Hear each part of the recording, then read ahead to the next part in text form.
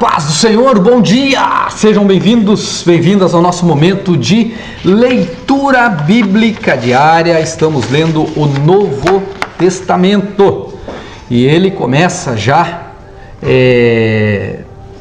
nos levando agora a um momento da leitura em que já estamos em 1 Coríntios. E hoje nós vamos ler os capítulos 13 e 14, nesta data, dia 6 de maio de 2023. E diz assim, o capítulo 13 de Coríntios era um capítulo muito conhecido por essa questão do amor. E olha só o que está escrito. No capítulo 12, ele vai terminar dizendo assim, olha, eu vou falar a vocês de algo, aqui ó, versículo 31, ele diz assim, entretanto, procurem com zelo os melhores dons. E aí ele vai falar do maior dom que ele imagina, E eu passo a mostrar-lhes um caminho ainda mais excelente. Qual é esse caminho? Ainda que eu falasse a língua dos homens e dos anjos, se não tiver amor, serei como bronze que soa ou como símbolo que retine.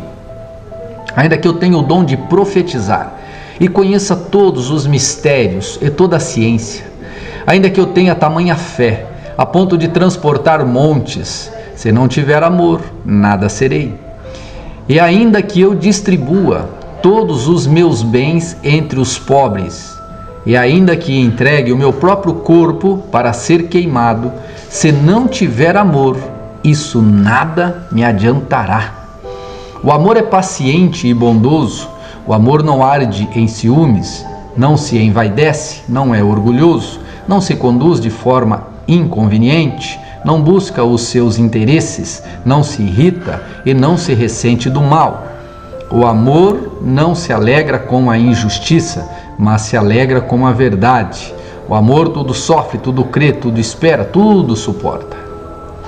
O amor jamais acaba.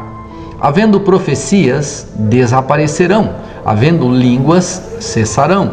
Havendo ciência, passará. Pois o nosso conhecimento é incompleto e a nossa profecia é incompleta. Mas quando vier o que é completo, então o que é incompleto será aniquilado. Quando eu era menino, falava como menino, sentia como menino, pensava como menino. Quando cheguei a ser homem, desisti das coisas próprias de menino, porque agora vemos como num espelho, de forma obscura, depois veremos face a face. Agora meu conhecimento é incompleto. Depois conhecerei como também sou conhecido. Agora, pois, permanecem a fé, a esperança e o amor. Esses três, porém, o maior deles é o amor. Lindo, né? No céu, o amor de Deus continuará. A fé não vai ser mais necessária, mas o amor continuará. Impressionante isso, maravilhoso.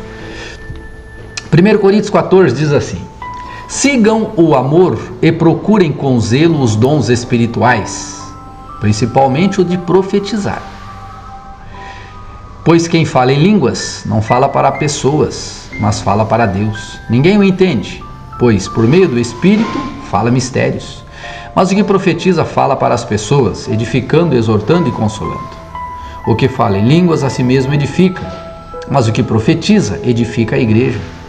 Eu quero que vocês todos falem em línguas, mas muito mais que profetizem, pois quem profetiza é superior ao que fala em línguas, a não ser que as interprete, para que a igreja receba a edificação.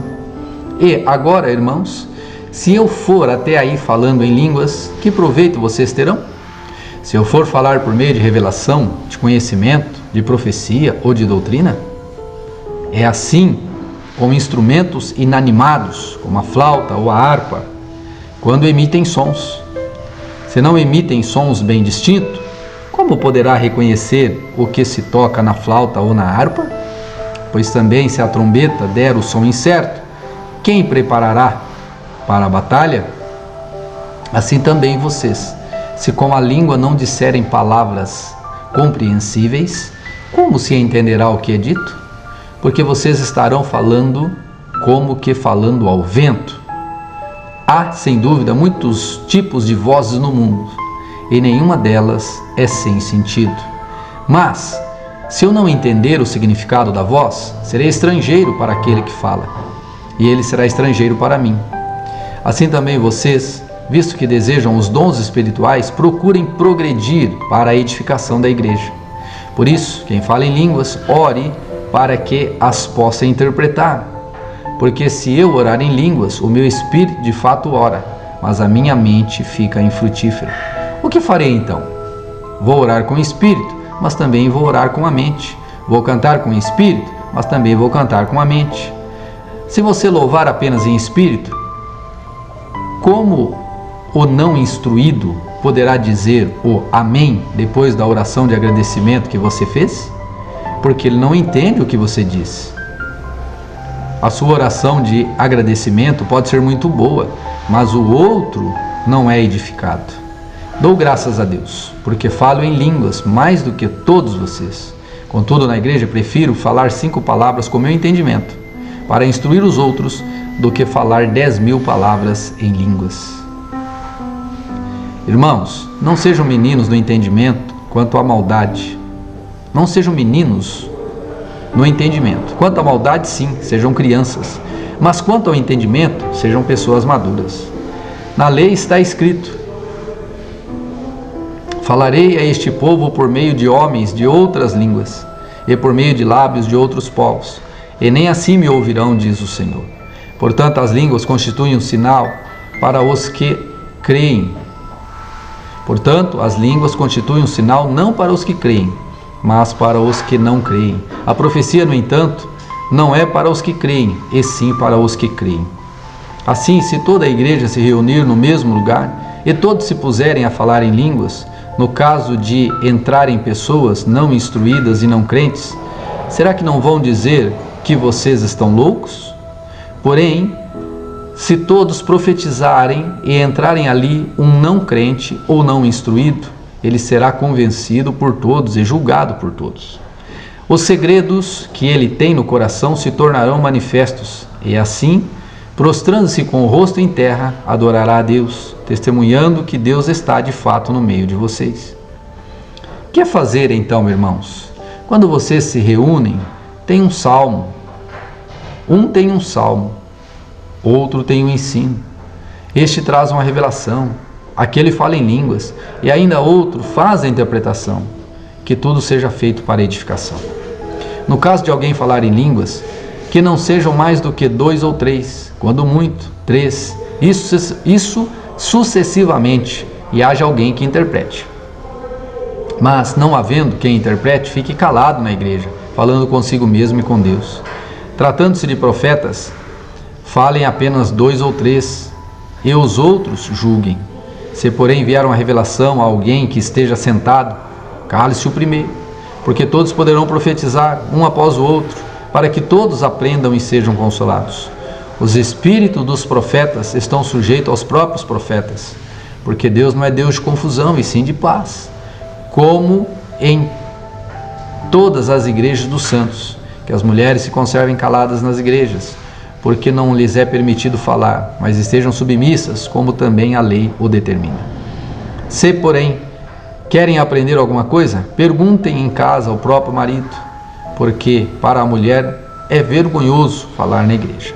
Por acaso a palavra de Deus se originou no meio de vocês? Ou será que ela veio exclusivamente para vocês? Se alguém se considera profeta ou espiritual, reconheça que é mandamento do Senhor o que estou escrevendo para vocês. E se alguém o ignorar, será ignorado. Portanto, meus irmãos, procurem com zelo o dom de profetizar, e não proíbam que se fale em línguas. Tudo, porém, seja feito com decência e ordem. Aleluia!